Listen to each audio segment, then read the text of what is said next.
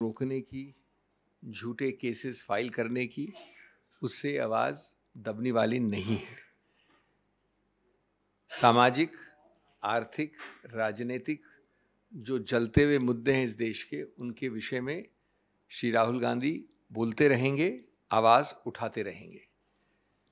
मैं जानता हूं कि ये निर्णय आया है एक 2009 की बेरोज़गारी, कीमतों की बढ़ोतरी के दौरान कहे हुए कुछ शब्दों की स्पीच दौरान। आज 2019।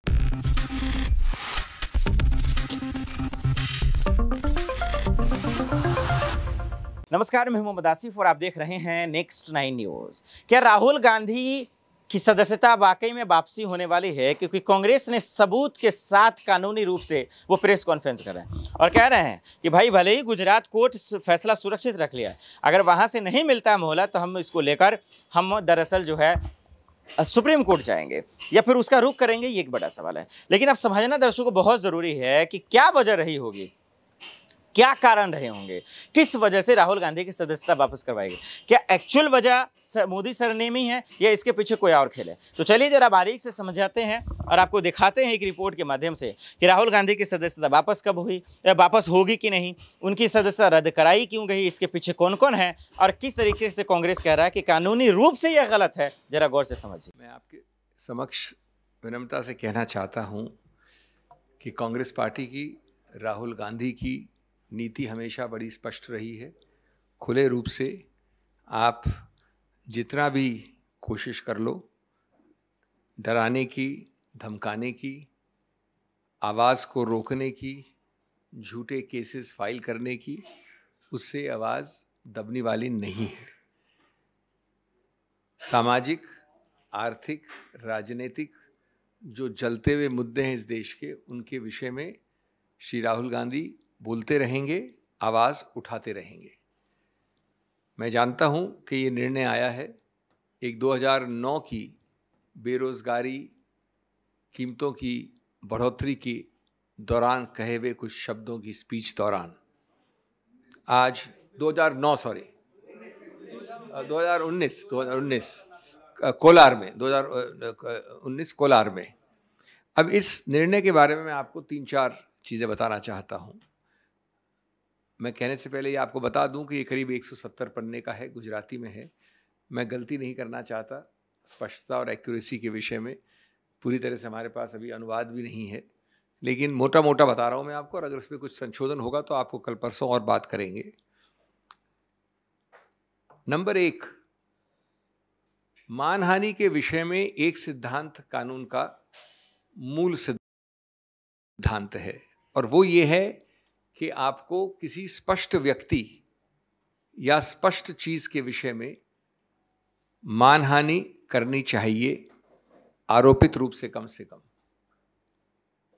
आप मानहानि एक मोटे मोटे बड़े बड़े मुद्दे के विषय में नहीं कर सकते। एक ऐसे विषय के बारे में जिसमें स्पष्टता नहीं है, एक व्यक्ति विशेष के विरुद्ध आक्षेप नहीं है, और अगर वो आरोप वेग हैं, ज़्यादा ब्रॉड हैं, बहुत बड़े एक हिस्से को, जनसंख्या को लेते हैं अपने आरोपों में, तो उसको मानहानि नहीं कह सकते।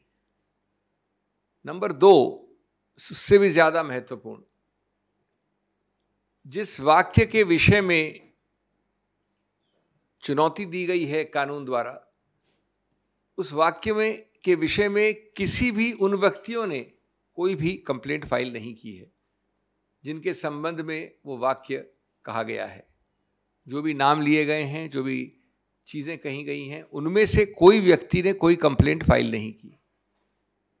ये भी मानहानि के कानून का एक बहुत अभिन्न अंग है कि जिसकी मानहानि हुई है उसको ही कंप्लेंट फाइल करनी होती है, और उसको बताना होता है कि किस प्रकार अमुक व्यक्ति के कहने से इस व्यक्ति की मानहानि हुई। ये कंप्लेंट उनमें से किसी व्यक्ति द्वारा नहीं है। नंबर 3, जब फौजदारी मुकदमा करते हैं, जो कि किया गया इस केस में, तो एक गलत नीति द्वेष की भावना सिद्ध करना अति आवश्यक है। कोलार की अगर आप पूरी स्पीच देखेंगे तो वो जनहित के बारे में है, राजनीति के बारे में है, कीमतों की बढ़ोतरी के बारे में है, बेरोजगारी के बारे में है।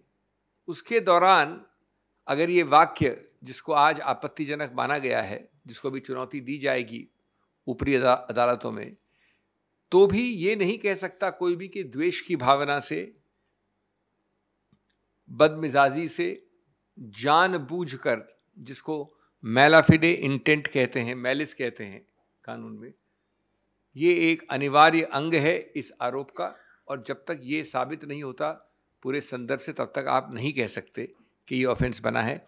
ये पूरी तरह से इस केस में साबित नहीं हो सकता है, क्योंकि वाक्या संदर्भ एकदम अलग था। चौथा, और ये चीज़ें अभी जैसा मैंने कहा इसके डिटेल्स चेक करने हैं, लेकिन जो हमको अभी तक तथ्य मिले हैं उसके अनुसार ये मामला काफ़ी अरसे तक एक मैजिस्ट्रेट मिस्टर एक्स के सामने था। जब वो वहाँ था तो याचक ने, कंप्लेनेंट ने बड़े कोर्ट में, हाई कोर्ट में जाकर इस पूरे प्रक्रिया का स्टे ले लिया, रुकवा दिया उसको काफी अरसे तक, कई महीनों तक। जब उस व्यक्ति का स्थानांतरण हुआ या वो उस ओहदे से हट गए, तो ये याचिका जो ऊपरी अदालत में डाली गई थी उसको विड्रॉ कर लिया गया और ये वापस नीचे आ गई एक भिन्न मैजिस्ट्रेट के सामने, जहां अभी आपको निर्णय अब आया है। तो इसकी तारीखें, इस प्रक्रिया को भी हम गौर से देखेंगे कि एक ठीक प्रकार से ये न्यायिक प्रक्रिया हुई है कि नहीं। लेकिन प्राथमिक दृष्टि से ये चौथा मुद्दा भी अत्यंत महत्वपूर्ण है। पांचवा, एक प्रावधान है कानून में, उसको 202 कहते हैं। 202 विशेष रूप से बनाया गया उनके लिए कि अगर वारदात हुई कोलार में और आपने जाके त्रिवेंद्रम में कंप्लेंट फाइल कर दी, वारदात हुई कोलार में और आपने जाके श्रीनगर में कंप्लेंट फाइल कर दी, तो कोई भी मैजिस्ट्रेट उसकी शुरुआत करने से भी पहले, निर्णय तो बहुत बात की बात है, शुरुआत करने से भी पहले एक जांच करेगा कि ये पूरी तरह से आउट ऑफ जुरिस्डिक्शन है या जुरिस्डिक्शन के अंदर यानी अधिकार क्षेत्र के अंदर है कि नहीं है। 202 का इसमें सीधा उल्लंघन हुआ है।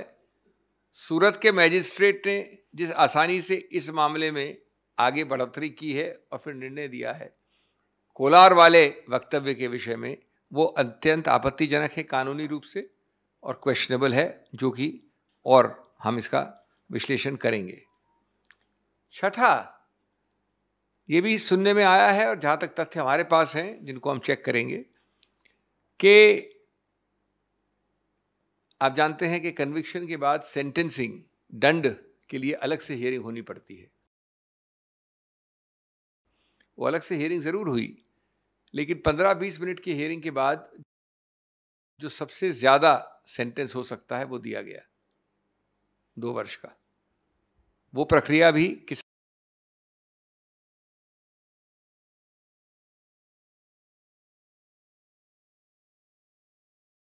हद तक सही है, गलत है, उसको भी देखा जाएगा।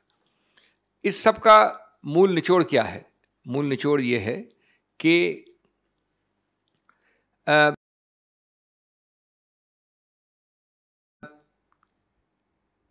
जानबूझकर